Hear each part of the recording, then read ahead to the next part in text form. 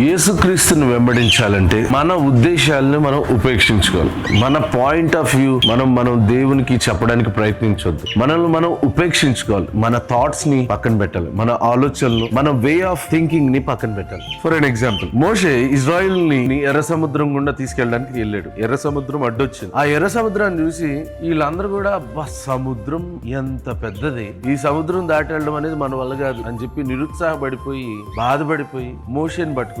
మోషే గారు మాకు మరి మాటలు చెప్పి ఇక్కడ వరకు తీసుకొచ్చారు, కానీ సముద్రం ముందు కూర్చోబెట్టారు. సరే వెనక్కి తిరిగి వెళ్దామంటే చూస్తే ఫరో సమాజం వెనకాల నుంచి మమ్మల్ని తరుముకుంటూ వస్తున్నారు అన్నప్పుడు మోషే కూడా మనిషే కాబట్టి భయపడిపోయాడు. అందుకని యేసుక్రీస్తు వారు ఏమన్నారంటే, నువ్వు విశ్రాంతి పొందాలనుకుంటే, నా ద్వారా నువ్వు ఆశీర్వదించబడాలంటే నీ బాధ్యతలు నువ్వు పాటిస్తూనే నిన్ను నువ్వు ఉపేక్షించుకో. నీ వే ఆఫ్ థింకింగ్ ని బట్టి నువ్వు నడకూడదు. నన్ను నమ్మి నడుచుకుంటూ వచ్చేసావు అనుకో, కష్టాలు, శ్రమలు, ఇబ్బందులు కూడా శ్రమలుగా అనిపించు అని ఆయన అద్భుతమైన మాటలు మత్తయి సువార్తలో 16:24 అప్పుడు యేసు తన శిష్యులను చూసి, ఎవడైనా నన్ను వెంబడింపగోరిన ఎడల తన్ను తాను ఉపేక్షించుకుని తన సిలువను ఎత్తుకుని నన్ను వెంబడింపగలను. మనల్ని మనం ఉపేక్షించుకోవాలి. మన ఆలోచన విధానాన్ని పక్కన పెట్టాలి. అయ్యో నేను చదువుకోలేదు కాబట్టి నా పరిస్థితి బాగుపడదు, అయ్యో నా ధనము సమృద్ధి లేవు కాబట్టి నేను ముందుకెళ్ళలేను అనేటువంటి ఆలోచనలు, అవిశ్వాసపు ఆలోచనలు మనం పక్కన పెట్టాలి. పక్కన పెట్టి నేను ఎంత భయంకరమైన పరిస్థితులు గుండా వెళ్ళినా నన్ను రక్షించడానికి నా దేవుడు సమర్థుడు అనే విషయాన్ని మరలా మరలా మరలా మరలా మన మనసుకి గుర్తు చేయాలి. ఎల్లప్పుడూ ప్రభువునందు ఆనందించడని అపోస్తలుడైన పౌలు చెప్పారు. ఎల్లప్పుడూ ప్రభువునందు ఆనందించడానికి చెప్పుకుంటూనే దేని గురించి చింతించకూడదు, కానీ మీ చింతాయావత్తును దేవునికి కృతజ్ఞతాపూర్వకంగా విజ్ఞాపనలను